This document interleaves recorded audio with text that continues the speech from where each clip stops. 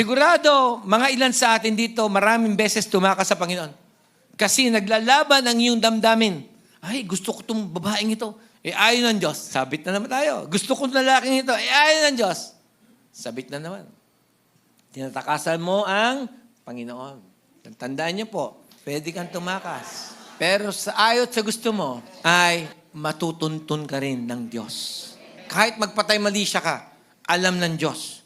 Tandaan mo, you are dealing with a supernatural being. The God who created you. Amen po ba? Napaka-importante po. Kaya nagtataka nga ako doon sa mga taong nakaalam na ng Panginoon pero bumaligtad pa. Hindi dapat. Kasi pag ikaw ay nakakilala sa Diyos, anong dapat mong gawin? Ipagpatuloy mo ang iyong relasyon.